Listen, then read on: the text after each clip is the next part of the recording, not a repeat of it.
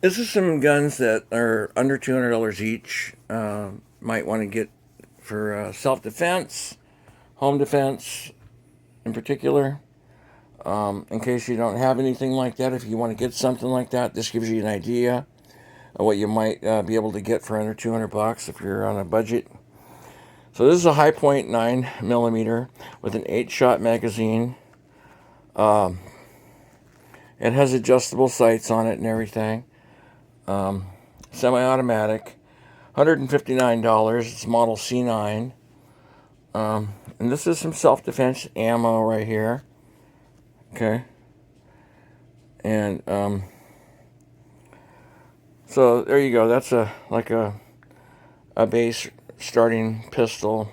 You know, something that you're not going to be shooting pinpoint accuracy with. But when somebody's in 7 or 8, 10 feet in front of you and you're defending yourself in your home, then that's accurate enough to help stop the threat. Um, with self defense in a home, it's an average of about 2 shots, maybe 3 at the most, to stop the threat to protect yourself. There's insurances that people have too. I have insurance for in case I do have to do self defense. Costs about $20 a month, and it has training and all that kind of stuff. There's different companies. You can always message me and I'll tell you which one I'm using. Okay, so here's a shotgun. This is called an H&R Parner. It was owned by Remington. So it's the same as a model, I think it's 870, but it is H&R Parner clone of the 870. All right. This is a Savage 22, and I changed the stock on it. Spent about 60 or $70 on the stock.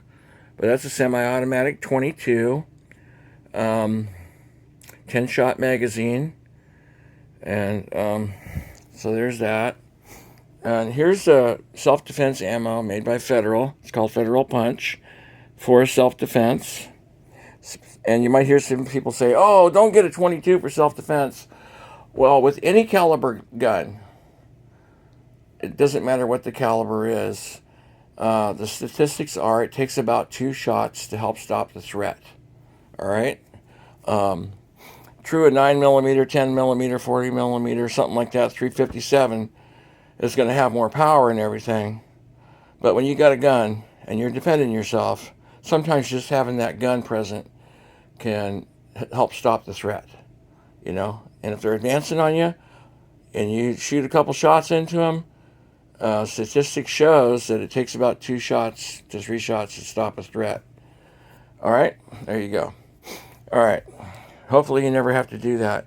Now revolvers, they come in uh, single action and double action, single shot, break barrel, different types of revolvers.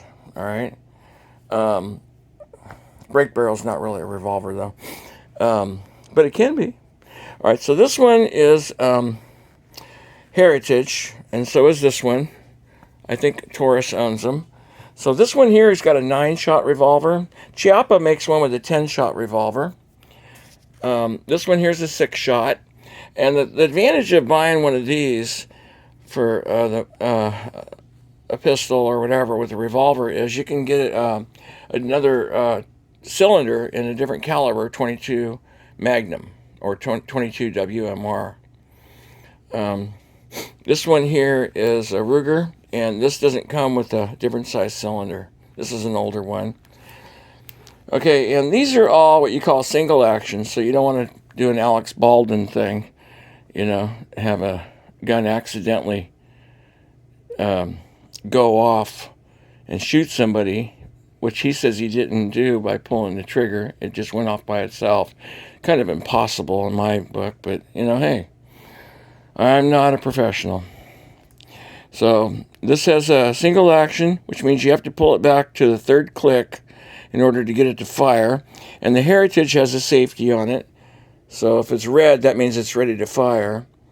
So you can see right there, the trigger is all the way forward. and now it's unsafe, and the trigger comes back a little bit. So that means I cannot pull the trigger. The hammer, I mean. So that means I cannot pull the trigger. Okay? So, in the fire position, the trigger can't move either. It has to be to the third cock. 1, 2, 3. Okay? That's the only position I can pull the trigger in. All right? In the first cock, nothing can happen. The second cock, nothing can happen. All right?